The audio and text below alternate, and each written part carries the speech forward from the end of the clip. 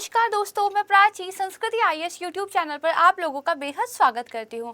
आज के वीडियो में हम टारगेट प्रीलिम्स करंट अफेयर 2022 पर डिस्कशन करेंगे, जिसके तहत हम 20 से लेकर 21 मार्च तक के करंट अफेयर पर चर्चा करेंगे। इससे पहले का करंट अफेयर हमने ऑलरेडी अपलोड कर दिया है, अगर आपने अभी तक नहीं देखा है तो उसको जरूर देख लीजिएगा। आइए शुरू करते हैं आज का वीडियो। हमारा आज का जो सबसे पहला टॉपिक है ये है दिशांक ऐप। दरअसल कर्नाटक सरकार की एक महत्वाकांक्षी भूमि परियोजना है, उसी के विजन को ध्यान में रखते हुए इस ऐप को गवर्नमेंट लेके आई है। और आपको सिर्फ दिशांक ऐप में एक लाइन याद रखने की जरूरत है कि ये जो ऐप है भूमि को डिजिटाइज करने के लिए जो है यूज आएगी। यहाँ पे देखिए इस ऐप का एक लोगो दिखाया गया है। अगर आप गूगल प्ले स्टोर पर जाएंगे तो इस लोगो की दिशांक ऐप जो है आपको मिल जाएगी। इस ऐप के तहत क्या होगा, भूमि संबंधी जो सारे विवरण होते हैं, जैसे जो भूमि का स्वामी है उसका नाम, इसके अलावा भूमि का प्रकार क्या है, भूमि की सीमा और उसकी श्रेणी क्या है, और किसी भी प्रकार की जो भूमि से रिलेटेड एक डिटेल होती है वो सब जो है इसके अंदर दी गई होगी। ठीक है, इसमें एक चीज आप ये ध्यान रखिएगा कि किसी भी भूमि विवाद को सुलझाने में इस ऐप में दिए गए विवरण के अनुसार निर्णय नहीं दिया जा सकता है। यानी कि लीगल जो विवाद होते हैं उसमें इसका यूज नहीं है, लेकिन इसकी वजह से ट्रांसपेरेंसी आएगी और विवाद काफी हद तक कम हो जाएंगे। यही देखिए बताया गया है कि कर्नाटक राज्य रिमोट सेंसिंग एप्लीकेशन सेंटर की जो भौगोलिक सूचना प्रणाली कार्यक्रम है उसके तहत जो है इसको विकसित किया गया है, क्यों लोगों तक भूमि रिकॉर्ड की आसान पहुंच को सुनिश्चित कराने के लिए। ठीक है, यहाँ पे बताया गया कि किसी प्रकार के भूमि संबंधी विवाद में इसका उपयोग नहीं किया जा सकता। दिशांक ऐप, इसका क्या उद्देश्य है, इतना अगर आप याद कर लेंगे तो आपके लिए इनफ होगा। आइए सेकंड टॉपिक की तरफ, ये है किंजल हाइपरसोनिक मिसाइल। ये न्यूज में क्यों है? हाल ही में जो रूस की सेना है उसने यूक्रेन के जो भूमि के अंदर हथियारों के अड्डे थे उनको नष्ट करने के लिए इस किंजल हाइपरसोनिक सुपर मिसाइल का जो है यूज किया है। ठीक है, देखिए किंजल को हिंदी में खंजर बोलते हैं, इंग्लिश में इसको ड्रैगर भी बोलते हैं। इससे पहले रूस ने जो इसका प्रयोग किया था वो 2016 में जो सीरिया का अभियान था उसके तहत किया था। ये जो मिसाइल है ये पारंपरिक और जो परमाणु है दोनों प्रकार का वॉरहेड ले जा सकती है। इसकी डिटेल्स देख लेते हैं। देखिए क्या है, ये परमाणु सक्षम और हवा से सतह में मार करने वाली क्या है, हाइपरसोनिक बैलिस्टिक मिसाइल है। ठीक है, साउंड की जो जितनी भी स्पीड होती है उससे बहुत ज़्यादा इसकी स्पीड होती है। मैंने एक बार आपको बहुत अच्छे तरीके से पूरी कॉन्सेप्ट्स क्लियर की हुई है, हम फिर से इसमें नहीं जाएंगे। ठीक है, इसके अलावा देखिए रेंज बताई हुई है 15 से 2000 किलोमीटर है और इसकी अधिकतम गति यहाँ पे बताई दी है 10 मैक है, इसीलिए क्या ये हाइपरसोनिक है। ठीक है, इसके अलावा ये 400 किलोग्राम का जो न्यूक्लियर वॉर हेड है वो भी ले जा सकती है। यहाँ पर देखिए न्यूज़पेपर की कटिंग दी हुई है जिसकी वजह से ये न्यूज में है। समझ गए? आते हैं नेक्स्ट टॉपिक की तरफ। बोमा कैप्चरिंग तकनीक, ये न्यूज में है। देखिए बोमा कैप्चरिंग तकनीक होती क्या है, डायग्राम से मैं आपको बता दूं, वैसे यहाँ क्लियर हो रहा है। कुछ इस तरह की शेप का जो है एक पिंजरा या कुछ एक स्ट्रक्चर बनाया जाता है और जानवरों को मान लीजिए आपको इस प्लेस से इस प्लेस में लेके जाना है, तो आप उनको ये तो बोल नहीं सकते कि चलिए आपको घुमाने ले जा रहे हैं, उनको तो आपने एक तरीके से जो है ले जाना रहता है। तो इसके अंदर क्या है, घास फूस वगैरह लगा देते हैं, एक ऐसा माहौल क्रिएट करते हैं कि जंगल के जैसा ही लगे, और फिर जो ये बड़ा वाला सिरा होता है इससे जानवरों की एंट्री कराते हैं, और जो नैरो वाला सिरा है ये किसी पिंजड़े में या किसी वाहन में जाके खुलता है और जानवरों को आप इजीली जो है ट्रांसफर कर सकते हैं और जिस वाहन में फिर आप उनको एक जगह से दूसरी जगह ले जा सकते हैं। अफ्रीका में ये बहुत ज़्यादा प्रचलित है और अभी हम करंट अफेयर में इसलिए पढ़ रहे हैं क्योंकि इंडिया में इस तकनीक का प्रयोग किया जा रहा है। आइए समझते हैं। देखिए क्या है, जानवरों के स्थानांतरण की एक प्रक्रिया है जिसमें फिनल या वी आकार की एक बाड़ होती है। ठीक है, और इसमें क्या कर दी जाती है, घास की चटाई, हरे रंग के जाल वगैरह लगा दिए जाते हैं, एक इल्यूजन क्रिएट किया जाता है एनिमल्स के लिए। ठीक है, अब देखिए क्या हो रहा है, जो भारतीय वन्यजीव संरक्षण है वो पहली बार मध्य प्रदेश में इस तकनीक का प्रयोग करते हुए जो नील गाय हैं उनको चंबल नदी के किनारे स्थित जो गांधी सागर अभयारण्य है उसमें छोड़ा गया है। इसके अलावा जैसे कान्हा टाइगर रिजर्व और कुछ और जगह भी इसका प्रयोग जो है किया गया है। ठीक है। हाल ही में राजस्थान का जो भरतपुर जिला था, उसका जो केवलादेव राष्ट्रीय उद्यान है, उसके अंदर जो चित्तीदार हिरण थे उनको पकड़ने के लिए और मुकुंदरा हिल्स टाइगर रिजर्व में स्थानांतरित करने के लिए भी इसका प्रयोग जो है किया जा रहा है। यहाँ पर आप न्यूज़पेपर की कटिंग देख सकते हैं। जिन जिन में रिजर्व्स का या अभयारण्यों का यहाँ पे मैंने नाम लिया है, वो सब आपके इन्वायरमेंट के लिहाज से इंपॉर्टेंट हो जाते हैं। किस लोकेशन में है, कौन सी रिवर उनसे होकर गुजरती है, किस तरह का फ्लोरा फ्योना वहाँ पे मिलता है। यूपीएससी के एग्जाम में इस तरह के क्वेश्चंस आपसे पूछे जाते हैं। ठीक है, तो बोमा कैप्चरिंग टेक्निक आप समझ गए। अब नेक्स्ट टॉपिक क्या आ जाइए। नेक्स्ट टॉपिक है आपका प्लास्टिक प्रदूषण पर एक प्रस्तावित वैश्विक संधि को लेकर बात हो रही है। अभी संधि हुई नहीं है, बात इस पर चल रही है।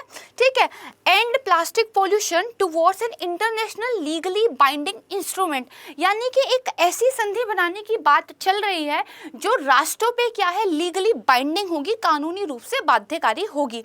देखिए हो क्यों रही है, नाम से ही पता चल रहा है, पर्यावरण पर और मनुष्यों पर प्लास्टिक पोल्यूशन के जो नकारात्मक प्रभाव पड़ रहे हैं उनको कम करने के लिए इसको जो है लेकर आया जा रहा है। एक इंपॉर्टेंट चीज आप ये ध्यान रखिएगा कि इस संधि में ये भी बात की गई है, जो स्थानीय समुदाय होते हैं, जो लोकल लोग हैं, वो बरसों से कुछ ऐसी प्रथाओं का पालन करते हैं जो वहाँ की इकोलॉजी के साथ, वहाँ के इकोसिस्टम के साथ फिट बैठती है। तो उन प्रथाओं को, उन रिवाजों को जो है वापस से मेन स्ट्रीम में लेके आना, उनका पालन करना, उन पर और ज़्यादा रिसर्च करना, इसके बारे में भी जो है बात की जा रही है। आइए समझते हैं। संयुक्त राष्ट्र पर्यावरण सभा हुई थी, उसमें प्लास्टिक पॉल्यूशन को समाप्त करने के लिए 2024 तक एक कानूनी रूप से बाध्यकारी संधि को लागू करने हेतु एक संकल्प जो है पारित हुआ है। ठीक है, ये आप समझ गए। इसके बाद देखिए ये कहाँ हुआ संकल्प को, केन्या के नैरोबी में ये यूएनईए के 5वें सत्र की बैठक हुई थी, इसमें अपनाया गया। 175 प्रतिनिधियों ने इस पर अपनी सहमति अभी दे दी है। ठीक है, और ये मैंने आपको बता ही दिया कि इसका उद्देश्य क्या है, प्लास्टिक पॉल्यूशन की किस तरीके से हालत है, ये आप पिक्चर में देख ही सकते हैं। देखिए अभी ये संधि क्योंकि पूरी तरीके से पारित नहीं हुई है, तो बेसिक इन्फॉर्मेशन काफ़ी है। जब एक बार ये डेवलप हो जाएगी तब इसके बारे में हम काफ़ी डिटेल से पढ़ेंगे। आते हैं अपने नेक्स्ट टॉपिक की तरफ। सिम्बा सॉफ्टवेयर, ये न्यूज़ में है। सिम्बा की फुल फॉर्म क्या है, software with intelligent marking beast identification of Asiatic Lions, यानी कि नाम से का अगर हम हिंदी में अनुवाद निकालें तो जो एशियाटिक लायन है उनको पहचान करने के लिए एक टेक्नोलॉजी जो है लाई गई है, उसी का नाम है सिम्बा। देखिए जो गुजरात का वन विभाग है उसने एशियाई शेरों की पहचान के लिए इस सॉफ्टवेयर की जो है शुरुआत की है, और बेसिकली ऐसा सॉफ्टवेयर है जो एशियाई शेरों की इंटेलिजेंट मार्किंग आधारित पहचान, ठीक है, इस नाम से जाना जाता है। हैदराबाद स्थित जो टेलीओलैब्स है उसके द्वारा इसको विकसित किया गया है। इसमें होगा क्या, जो एशियाई शेर हैं उनकी जो शारीरिक विशेषताएं हैं उनके आधार पर उनकी जो है पहचान की जाएगी, और इससे जो है जो राष्ट्रीय उद्यान है गिर का, वहाँ पर एशियाई शेरों की संख्या को, उनकी क्या मूवमेंट होती है, इस सब को समझने में जो है यूज़ किया जाएगा, तो हम उनको बेटर तरीके से प्रोटेक्ट कर सकेंगे। ठीक है, यहाँ पर देखिए न्यूज़पेपर की कटिंग अगेन एक दिखाई गई है, और यहाँ पे एशियाई शेरों को क्या है, एक विशिष्ट पहचान संख्या प्रदान करने में हेल्प मिलेगी। जैसे आप आधार कार्ड होता है आपका, ऐसे आप शेरों को भी एक एक यूआईडी का नंबर दे दें, इस तरह की जो है प्रक्रिया होगी। ठीक है, इतना आप समझ गए। अब थोड़ा सा एशियाई शेरों के बारे में समझ लेते हैं। देखिए क्या लिखा है, गुजरात के लिए क्या है, एक एंडेमिक यानी कि स्थानिक प्रजाति है। ठीक है, और इन्हें गंभीर रूप से संकट, जो 21 गंभीर रूप से संकटग्रस्त प्रजाति, I am sorry for my pronunciation, मुझे बहुत बार अपनी प्रोनाउंसिएशन के लिए माफ़ी मांगनी पड़ती है। ठीक है, तो उनमें से ये एक है, और जो पर्यावरण मंत्रालय है उसने इनके लिए पुनर्प्राप्ति कार्यक्रम भी जो है शुरू किया है। ठीक है, वन्य जीव संरक्षण अधिनियम 1972 की अनुसूची वन में है, यानी कि इनको हाईएस्ट प्रोटेक्शन जो है प्राप्त है। ठीक है, वैसे भी आपने देखा होगा जो कीस्टोन स्पीसीज होती हैं, जो ज़्यादा न्यूज़ में रहती हैं, या आप जिनके बारे में करंट अफेयर में बहुत पढ़ते रहते हैं, वो जनरली जो 1972 एक्ट है उसकी अनुसूची वन में ही होती हैं, मतलब उनको हाईएस्ट प्रोटेक्शन जो है मिलती है। इसके बाद देखिए अगली एक रिपोर्ट न्यूज़ में है, और यही हमारा नेक्स्ट टॉपिक भी है, विश्व प्रसन्नता सूचकांक रिपोर्ट 2022। भारत के लोग पहले भी दुखी थे और अभी भी दुखी ही है, थोड़े कम दुखी है क्योंकि हमारी थोड़ी सी रैंक इंप्रूव हुई है।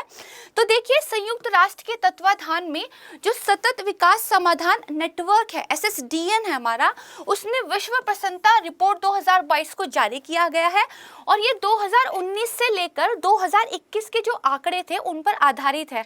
भारत पहले ज़्यादा दुखी था, लेकिन लॉकडाउन में सबको वर्क फ्रॉम होम करने को मिला, अच्छी अच्छी रेसिपीज हम लोगों ने यूट्यूब पे देखी, तो शायद हम लोग थोड़े से हैप्पी हो गए, तो हमारी रैंक इंप्रूव हुई है। इससे आपको थोड़ा याद रहेगा। चलिए, विश्व के 146 देश थे, उनमें से सबसे ज़्यादा हैप्पी कंट्रीज कौन सी हैं? तो फिनलैंड, डेनमार्क, इसके अलावा आइलैंड, स्विट्जरलैंड, नीदरलैंड। अगर फिनलैंड की बात करें तो लगातार 5 सालों से ये टॉप पर ही बना हुआ है, मोस्ट हैप्पी लोग हैं यहाँ के। अगर सबसे दुखी राष्ट्र की बात करें तो अफगानिस्तान है, वहाँ के हालात से ही आप समझ रहे होंगे। आज ही की एक न्यूज़ आई थी कि तालिबान ने स्कूल्स जो है गर्ल्स के लिए खोल दिए थे और फिर कुछ घंटों के बाद ही इस आदेश को उन्होंने वापस लेके स्कूल बंद करने का आदेश दे दिया और जो लड़कियां स्कूल में पढ़ने के लिए पहुंची थी वो रोते हुए वापस आई हैं। तो इतनी बुरी स्थिति अगर किसी राष्ट्र की हो तो एकदम स्वाभाविक हो जाता है कि वो दुखी राष्ट्र की कैटेगरी में होगा ही। ठीक है, देखिए भारत की बात करें तो पिछले वर्ष की तुलना में सुधार हुआ है, हम थोड़े से हैप्पी हुए हैं। 136वां स्थान हमें मिला है, इससे पहले हमारा 139 जो है स्थान था। ठीक है, इतना आप समझ गए। अच्छा, ये रिपोर्ट किसके द्वारा पब्लिश की जाती है? SSDN। ठीक है, इसको थोड़ा सा ध्यान रखिएगा, ये इंपॉर्टेंट है। SSDN के बारे में थोड़ा सा पढ़िएगा, ये आपके लिए इंपॉर्टेंट हो जाता है। इसके बाद आ जाइए, देखिए भारत और जापान का जो ईस्ट इंडिया फोरम है, एक्ट ईस्ट फोरम है, ये न्यूज़ में है। देखिए भारत की एक नीति है एक्ट ईस्ट पॉलिसी, वहीं जापान की एक पॉलिसी है free and open Indo Pacific vision. इन दोनों विजन्स को साकार करने के लिए ये फोरम जो है काम में आता है, एक मंच प्रदान करता है दोनों कंट्रीज को। ठीक है, अभी क्या है, भारत और जापान ने नई दिल्ली में इस फोरम में एक छठी संयुक्त बैठक का जो है आयोजन किया था। दोनों पक्षों ने काफ़ी सारे टॉपिक्स पर चर्चा की, जैसे जल विद्युत संपर्क, वन प्रबंधन, जापानी भाषा में जो है शिक्षा का प्रचार, इसके अलावा जो परियोजनाएं ऑलरेडी चल रही हैं उनकी समीक्षा की बात की है। इसके अलावा और कौन कौन से मंचों पर हम अपने विचार आदान प्रदान कर सकते हैं, यानी कि और सहयोग के क्या रास्ते हो सकते हैं, इस पर जो है बात की है। ठीक है, ये देखिए यहाँ पर एक न्यूज़पेपर की कटिंग आपको दिखाई हुई है। इंडिया और जापान ये बहुत ज़्यादा न्यूज़ में है, बहुत जल्द ही हम इनके बायलैटरल रिलेशनशिप पर एक वीडियो जो है करंट अफेयर के सेक्शन में आपके लिए लेकर आएंगे। अब यहाँ पर देखिए, इस फोरम की स्थापना के लिए 2017 में दोनों कंट्रीज ने साइन किए थे। ठीक है, और ये फोरम बेसिकली पर्टिकुलरली किस उद्देश्य के लिए काम करता है? तो जो पूर्वोत्तर वाला एरिया है वहाँ पर आर्थिक आधुनिकीकरण के लिए, वहाँ पर कनेक्टिविटी, जो विकासात्मक परियोजनाएं होती हैं, इन सबको काम करने के लिए, पर्यटन, संस्कृति, स्पोर्ट्स से रिलेटेड चीज़ों के लिए ये जो फोरम है काम करता है। तो इसका जो पर्टिकुलर एरिया है वो पूर्वोत्तर वाला क्षेत्र है। वैसे जो है एक जनरल में भी दोनों कंट्री सहयोग करते हैं। ठीक है, इतना आप समझ गए। आइए नेक्स्ट टॉपिक की तरह, चेयर ऑफ एक्सीलेंस। तो एक बहुत सैड न्यूज़ हम सभी को पता है कि जो हमारे भूतपूर्व चीफ ऑफ डिफेंस थे जनरल विपिन रावत, उनकी असमय मृत्यु हो गई थी। तो उन्हीं की स्मृति में जो भारतीय सेना है उसने चेयर ऑफ एक्सीलेंस की स्थापना की है। ठीक है, इसका मुख्य उद्देश्य क्या होगा? जो सशस्त्र बल होते हैं वो कुछ रणनीतिक मुद्दों पर, कुछ स्ट्रैटेजिक इश्यूज होंगे, उस पर रिसर्च करेंगे। अगर बात की जाए कि अब के लिए क्या विषय है, तो भारत में भूमि युद्ध के संदर्भ में संयुक्तता और एकीकरण, ये वाला टॉपिक है जिस पर रिसर्च होगी। ठीक है, ये जो तीनों सेनाओं के जो पूर्व सैनिक होंगे, राष्ट्रीय सुरक्षा और सैन्य मामलों के क्षेत्र में विशेषज्ञता रखने वाले जो नागरिक होंगे, उनके लिए ओपन रहेगा। ठीक है, तो ऐसा नहीं है कि जो लोग अभी सेना में काम कर रहे हैं सिर्फ उन्हीं तक इसकी पहुंच रहेगी, बाकी लोगों के लिए भी ओपन रहेगा। यहाँ पर आप न्यूज़पेपर की कटिंग दे सकती है। 65वीं जयंती पर एक्चुअली श्रद्धांजलि दी थी सेना ने, उस टाइम पर ये जो है लॉन्च हुआ था। ठीक है, इतना आप समझ गए। उसके बाद देखिए, चंद्रमा पर ऑन साइट जल का साक्ष्य मिला है, ये हमारा नेक्स्ट टॉपिक है। दरअसल देखिए, जो चाइना का चोंग ई है 5 लूनर लैंडर, इसने चंद्रमा की सतह पर पहला ऑन साइट जल का जो है प्रमाण दिया है, ठीक है। और साथ ही चंद्रमा के सूखने के नवीनतम साक्ष्य भी जो है मिले हैं। यहाँ पर न्यूज़पेपर की कटिंग में आप देख सकते हैं कि चीन का जो लूनर लैंडर चोंग ई 5 है उसको चंद्रमा की सतह पर मिट्टी और चट्टान में जो है पानी मिला है, ठीक है। तो इसको ध्यान रखिएगा, चोंग ई किसका है ये।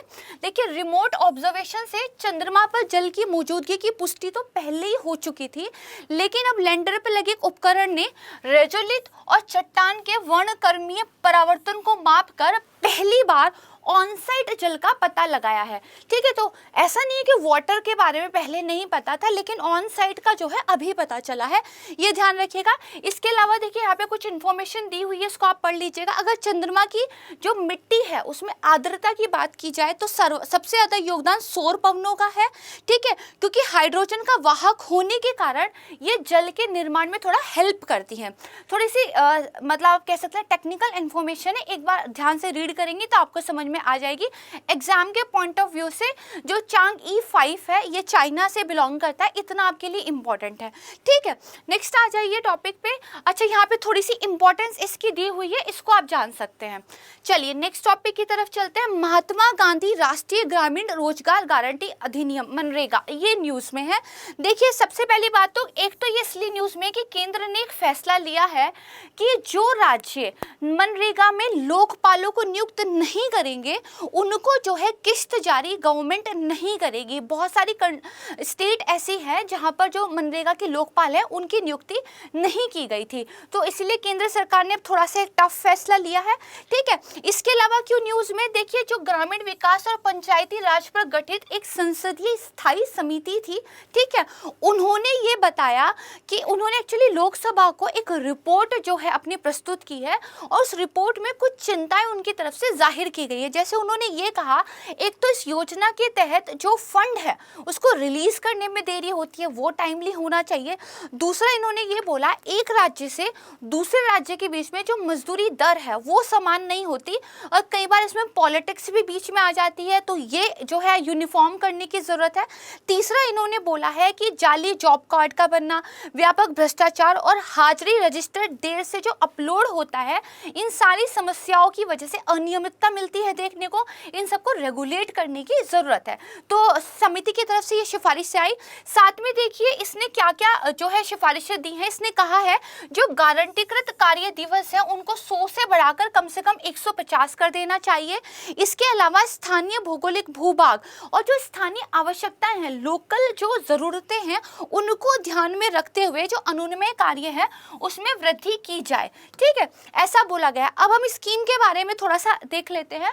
देखिए भारत सरकार द्वारा 2005 में एक सामाजिक उपाय के रूप में, यानी कि वो लोग जो अनस्किल्ड है, ग्रामीण एरिया में रहते हैं, जिनको काम मिलने में मुश्किल होती है, उन लोगों को काम देने के लिए बेसिकली इस उद्देश्य के साथ सरकार ने इसको जो है शुरू किया था, जिसके अंतर्गत काम करने के अधिकार की जो है गारंटी प्रदान की गई थी। देखिए परिवार के अकुशल श्रम करने वाले जो इच्छुक वयस्क सदस्य होते हैं उनके लिए न्यूनतम 100 दिनों का वैतनिक कार्य सरकार की तरफ से दिया जाता है, ठीक है। जो अनस्किल्ड वर्कर्स होते हैं, इसके तहत देखिए क्या होता है, कुएं तालाब जो स्थानीय परिसंपत्तियां होती है उनका निर्माण होता है, तो ड्यूल बेनिफिट होता है। एक तो गांव में इंफ्रास्ट्रक्चर खड़ा हो रहा है, दूसरा गांव के ही लोगों को रोजगार की भी प्राप्ति हो रही है, ठीक है। फिर देखिए इससे क्या हुआ था, जो गांव से शहरों की तरफ प्रवासन होता है उसको कम करने में मदद मिली थी, ग्रामीण इंफ्रास्ट्रक्चर मिला था।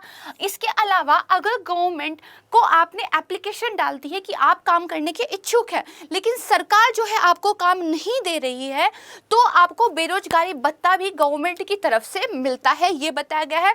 इसका देखिए ये याद रखिएगा कि सामाजिक लेखा प्रशिक्षण यानी कि जो सोशल ऑडिट होता है वो करना अनिवार्य मैंडेटरी है, एक स्टेटमेंट के रूप में आ सकता है, ठीक है। इसके अलावा देखिए कार्यों को मंजूरी देने का, उनकी प्राथमिकता तय करने का जो दायित्व है वो ग्राम सभा और ग्राम पंचायत का होता है।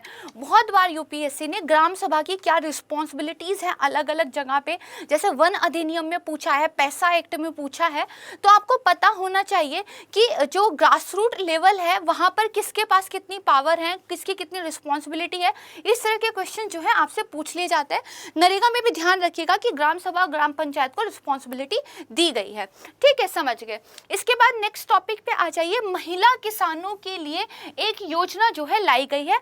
जो कृषि और सहकारिता और किसान कल्याण विभाग है उसने अलग अलग योजनाओं के अंदर जो कि एग्रीकल्चर से रिलेटेड थी, ठीक है, उसका कम से कम 30% महिलाओं पे खर्च किया जाए, ऐसी एक योजना जो है रखी है। ठीक है, देखिए यही बताया गया है कि कृषि और संबंध क्षेत्रों में जो नवीनतम टेक्नोलॉजीज हैं उनसे महिलाओं को परिचित कराने के लिए जो कृषि और किसान कल्याण मंत्रालय है, ग्रामीण विकास मंत्रालय है, उसकी योजनाओं के तहत महिला किसानों को जो है प्रशिक्षण दिया जा रहा है। एक तो आप 30% जो है महिला किसानों पे खर्च करेंगे, इसके अलावा ट्रेनिंग इन लोगों को जो है दी जा रही है।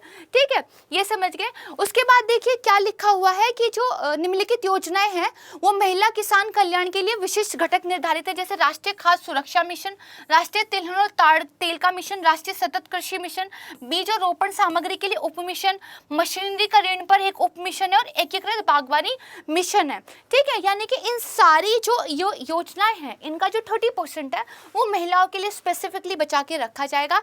फिर देखिए महिला किसान सशक्तिकरण परियोजना, ये ग्रामीण विकास विभाग द्वारा एक चलाई जा रही विशिष्ट परियोजना है और जो दीनदयाल अंत्योदय योजना राष्ट्रीय ग्रामीण आजीविका मिशन है उसका एक उप घटक है और 2011 से ये लागू है। ध्यान रखिएगा, बहुत इंपॉर्टेंट है ये कि कौन सी योजना किसका एक उप घटक है, यानी कि किसके अंडर जो है ये काम कर रही है। ठीक है, नेक्स्ट आ जाइए। भारत की आर्कटिक नीति, ये न्यूज़ में है। देखिए भारत ने भी क्या किया है, जलवायु परिवर्तन से निपटने के लिए और पर्यावरण की रक्षा करने के उद्देश्य से एक अपनी आर्कटिक पॉलिसी जो है जारी की है। ठीक है, यहाँ पे दिया हुआ है कि भारत ने आर्कटिक नीति जारी की, संसाधन समृद्ध क्षेत्र में विज्ञान और प्रौद्योगिकी शोध पर जो है भारत की नज़र है। अब देखिए जो भारत की आर्कटिक नीति है वो 6 पिलर्स पे बेस्ड है, जैसे वैज्ञानिक अनुसंधान और सहयोग, जलवायु और पर्यावरण का संरक्षण। देखिए जलवायु और पर्यावरण संरक्षण में एक बात ध्यान रखिएगा, भारत के मानसून पर आर्कटिक का क्या रोल है इस पर जो है गवर्नमेंट बड़ा एक्टिव होकर रिसर्च कर रही है। इसके अलावा 2 ध्रुवीय क्षेत्र के साथ जो तीसरा पोलर है, यानी कि हिमालयन को तीसरा ध्रुव बोलते हैं, उसका क्या लिंक है इस पर भी गवर्नमेंट जो है रिसर्च कर रही है। ठीक है, तो आर्थिक और मानव का विकास, परिवहन और संपर्क, फिर उसके अलावा संचालन, अंतर्राष्ट्रीय सहयोग, आर्कटिक क्षेत्र में राष्ट्रीय क्षमता का निर्माण, इस पर जो इन सारे जो 6 पिलर्स हैं इनको ध्यान में रखते हुए गवर्नमेंट काम कर रही है। ये देखिए जो आपको ये डॉट डॉट करके एक सर्कल दिखाया गया है, इसको आर्कटिक सर्कल बोलते हैं। अगर आप देखेंगे तो यहाँ पे अलास्का जो यूएस का रीजन है, कनाडा, इसके अलावा ग्रीनलैंड, फिर नॉर्वे, फिनलैंड और रशिया, ये वाली जो कंट्रीज आती हैं। एक है आर्कटिक परिषद यानी कि Arctic council, I am sorry. ठीक है, ये इसमें देखिए भारत एक पर्यवेक्षक यानी कि ऑब्जर्वर है। इसके जो सदस्य हैं वो 13 राष्ट्र हैं, उनके क्या क्या नाम है, France, Germany, Italy, Japan, Netherlands, इसके अलावा चाइना, पोलैंड, भारत, कोरिया गणराज्य, स्पेन, स्विट्जरलैंड, यूनाइटेड किंगडम। ये 13 के 13 क्या है, ऑब्जर्वर है इस आर्कटिक काउंसिलिंग के अंदर। ठीक है, इसके अलावा मैंने आपको बता दिया कि गवर्नमेंट जो है मानसून के साथ इस एरिया का क्या लिंक बैठता है इस पर बहुत ज़्यादा एक्टिव होकर काम कर रही है। ठीक है, ये आप समझ गए। इसके बाद एक वेरी इंपॉर्टेंट टॉपिक, ठीक है, क्योंकि सुप्रीम कोर्ट में भी इस पर बहुत सारे फैसले आए गए हैं। जो चीता पुनर्वास परियोजना है ये बहुत न्यूज़ में है और आपको जानना भी चाहिए। देखिए जो पर्यावरण मंत्री थे उन्होंने भारत में चीता पुनर्वासन कार्य योजना को आरंभ किया है, जिसके तहत आने वाले 5 सालों में जो 50 चीते हैं उनको देश में लाया जाएगा। ठीक है, देखिए इसके ऊपर थोड़ा सी नॉलेज हम ले लेते हैं। चीता एकमात्र ऐसा बड़ा महासारी है जो बेसिकली एक ऐतिहासिक काल में भारत में बहुत ज़्यादा शिकार की वजह से विलुप्त हो चुका है। तो स्वतंत्रता के बाद से ही भारत में विलुप्त हुए चीते को फिर से बसाने के लिए केंद्र सरकार द्वारा एक कार्य योजना जो है शुरू की जा रही है। ठीक है, अब यहाँ पे एक वर्ड लिया गया पुनर्वास। इस पुनर्वास का यानी कि रीइंट्रोडक्शन, इसका क्या मतलब होता है, किसी प्रजाति को उस एरिया में इंट्रोड्यूस करना, उस उस एरिया में लेकर आना जहां वो जीवित रह सके।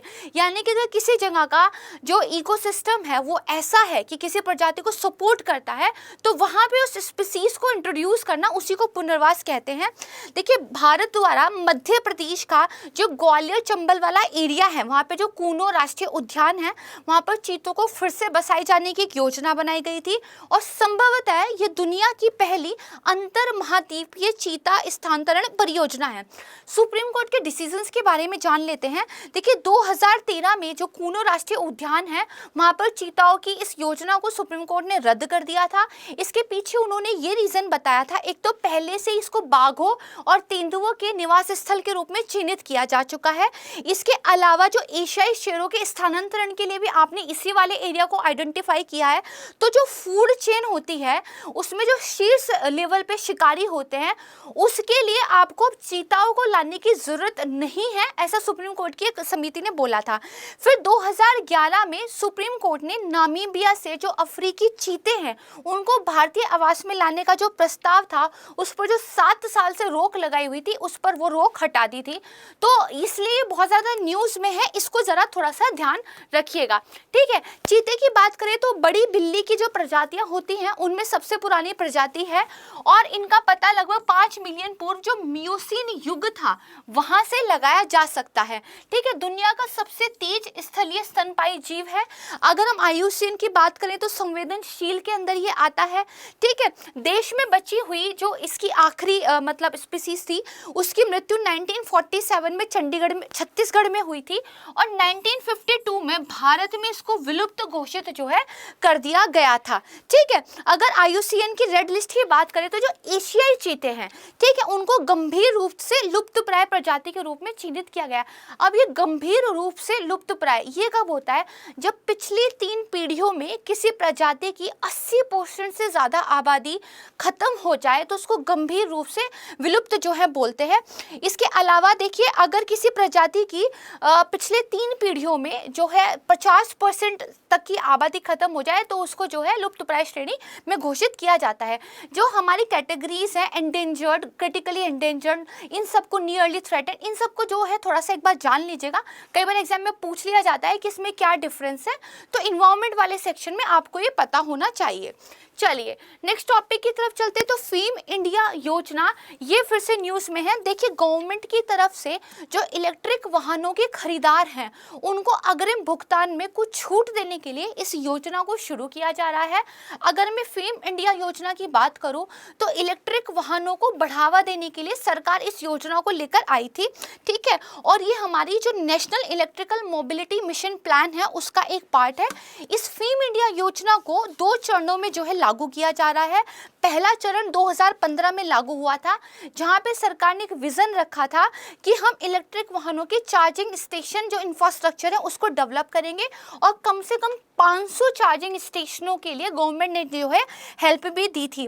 विद्युत मंत्रालय के अंतर जो EESL यानी कि एनर्जी एफिशिएंसी सर्विस लिमिटेड आता है, उसके द्वारा इलेक्ट्रिक वाहनों के लिए करीब 65 सार्वजनिक चार्जिंग स्टेशन भी जो है स्टैब्लिश किए गए थे। इसका चरण 2 की अगर बात करें तो इसमें जो है गवर्नमेंट का उद्देश्य जो व्यावसायिक वाहन है जैसे बसें है, तिपैया है, इन सब पे फोकस करना है। इसके अलावा बहुत सारी नवीनतम टेक्नोलॉजी को गवर्नमेंट जो है एक तरीके से अडॉप्ट कर रही है, उस पर फोकस करना है। साथ ही जो नवीनीकरणीय ऊर्जा है उसको चार्जिंग इंफ्रास्ट्रक्चर से जोड़ने पर जो है दूसरे चरण में गवर्नमेंट जो है काम कर रही है, ठीक है। तो ये ध्यान रखिएगा। आइएगा अब इसकी स्कीम की थोड़ी सी बात कर लेते हैं। क्या है? जो एडवांस केमिस्ट्री सेल के निर्माण हेतु उत्पादन संबंध प्रोत्साहन प्रोडक्शन लिंक्ड सब्सिडी जो गवर्नमेंट देती है, ये योजना आत्मनिर्भर भारत में भी बहुत इंपॉर्टेंट थी। बहुत सारे सेक्टर ऐसे हैं जहां पर जो है प्रोडक्शन लिंक्ड हेल्प जो है गवर्नमेंट दे रही है। मैंने आपको पहले भी कहा था ये बहुत ज़्यादा ज़रूरी है। तो देखिए, इस एरिया में भी दे रही है। इससे क्या होगा? बैटरी की कीमत में कमी होगी तो उससे इलेक्ट्रिक वाहनों की लागत में भी कमी आएगी। इलेक्ट्रिक वाहनों पर पर जीएसटी को भी सरकार की तरफ से कम किया गया है, 12% से घटा के इसको 5% पे जो है सरकार ले आई है। इसके अलावा जो चार्जिंग स्टेशन थे उस पर भी जीएसटी को 18% से घटाकर 5% की में जो है सरकार ले आई। तो काफ़ी ज़्यादा प्रमोट किया जा रहा है गवर्नमेंट की तरफ से इलेक्ट्रिक वाहनों को, और ये हमारी जो नवीनीकरणीय ऊर्जा क्षेत्र में टारगेट है उनको अचीव करने में काफ़ी ज़्यादा हेल्प भी करेगा। ठीक है, अगर मीन्स में कभी आपको क्वेश्चन लिखने को आए तो इस तरह के एग्जाम्पल्स जो है आप दे सकते हैं। यहाँ पर देखिए लिखा हुआ है, सरकार ने 16 राजमार्ग और 9 एक्सप्रेस वे पर 576 इलेक्ट्रॉनिक वाहन चार्जिंग स्टेशनों को जो है मंजूरी दे दी है। ठीक है, इसके बाद देखिए सड़क परिवहन और जो राजमार्ग मंत्रालय है उसने बैटरी से चलने वाले वाहनों को हरी लाइसेंस प्लेट दिए जाना और साथ ही परमिट की आवश्यकताओं में कुछ छूट दिए जाना, इसकी भी जो है शुरुआत की है। अगर फेम इंडिया योजना के बारे में मैं बात करूं तो ये किसकी है, भारी उद्योग विभाग की है। ये ज़रूर ध्यान रखिएगा कि ये किस विभाग की योजना है, तो भारी उद्योग हैवी इंडस्ट्रीज़ की है। ठीक, और इलेक्ट्रिक और हाइब्रिड वाहन प्रौद्योगिकी के निर्माण को बढ़ावा देने के लिए, इसके विकास को सुनिश्चित करने के लिए फेम इंडिया योजना का कार्यान्वयन जो है किया जा रहा है। दोनों चरण है इसके, दोनों के बारे में मैंने आपको अच्छे से बता दिया। चलते अपने नेक्स्ट टॉपिक की तरफ। नेक्स्ट है जो वेदांतंगल पक्षी अभयारण्य है, ये न्यूज़ में दरअसल यहाँ का जो फॉरेस्ट डिपार्टमेंट था उसने अपना एक आदेश वापस ले लिया है। उस आदेश में पहले ये कहा गया था कि इसके एरिया को थोड़ा कम कर देंगे, लेकिन जब पर्यावरणविदों के द्वारा कुछ आपत्तियां उठाई गई तो इस आदेश को जो है वापस ले लिया है। इस वजह से न्यूज़ में है। कहाँ पे है, तो देखिए तमिलनाडु में स्थित है और इस अभयारण्य को 1963 में मद्रास अधिनियम 1882 के तहत आरक्षित वन जो रिजर्व फॉरेस्ट होते हैं उसकी सूची में जो उसमें जो है अधिसूचित किया गया था। बाद में 1998 में इस अभयारण्य को वन्य जीव संरक्षण अधिनियम 1972 की धारा 26 वन के तहत अधिसूचित जो है किया गया था। लगभग 28,000 स्थलीय और जलीय जो पक्षी होते हैं वो यहाँ पर निवास करते हैं। ना सिर्फ एंडेमिक बल्कि बहुत सारी जो माइग्रेटरी स्पीसीज होती है वो भी यहाँ पर प्रवासन करने के लिए आती है, तो थोड़ा सा इंपॉर्टेंट जो है ये हो जाता है। ठीक है, इसके बाद नेक्स्ट चलते हैं। नेक्स्ट टॉपिक है वन हाथी जो फॉरेस्ट एलिफेंट्स होते हैं। यहाँ पे देखिए टाइप्स ऑफ एलिफेंट्स के बारे में बताया हुआ है। ठीक है, लेकिन हम पढ़ किसके बारे में रहे हैं, फॉरेस्ट एलिफेंट के बारे में। तो अफ्रीकी महाद्वीप में जो अफ्रीकी हाथियों की 2 प्रजातियां होती है, कौन कौन सी, अफ्रीकन बुश और अफ्रीकन फॉरेस्ट। ठीक है, उनके जो निवास स्थान है वो नष्ट हो रहे हैं, उनका अवैध शिकार हो रहा है, मानव और हाथियों का जो संघर्ष चल रहा है इसकी घटनाएं जो है बढ़ती जा रही है और इसकी वजह से इनकी आबादी जो है घट रही है। वन हाथियों को जो अंतर्राष्ट्रीय प्रकृति संरक्षण संघ है IUCN द्वारा गंभीर रूप से लुप्तप्राय के रूप में सूचीबद्ध किया गया है। इसके अलावा IUCN के द्वारा जो सवाना हाथी हैं उनको बेसिकली किसमें लुप्तप्राय के रूप में सूचीबद्ध किया गया है। देखिए टाइप्स ऑफ एलिफेंट अलग अलग है तो इनकी जो कैटेगरी में स्टेटस है वो भी अलग अलग है, तो इसको थोड़ा सा ध्यान रखिएगा। जो वन हाथी होते हैं वो बेसिकली अफ्रीका और जो कॉन्गो बेसिन के आर्द्र वन है वहाँ के मूल निवासी हैं और जो 3 जीवित प्रजाति है हाथियों की उसमें ये सबसे छोटे हैं। ये 2 फैक्ट थोड़े से ध्यान रखिएगा। ठीक है, इसके बाद आ जाइए विश्व गौरैया दिवस, ये आपका नेक्स्ट टॉपिक है। देखिए गौरैया एक बहुत ही सामाजिक पक्षी है और ये सभी मौसम में आपको देखने को मिल जाता है, झुंड में रहते हैं, ना सिर्फ अपने झुंड में बल्कि दूसरे पक्षियों के झुंड में भी ये देखने को मिल जाते हैं। इतने ज़्यादा सोशली एक्टिव ये पक्षी हैं।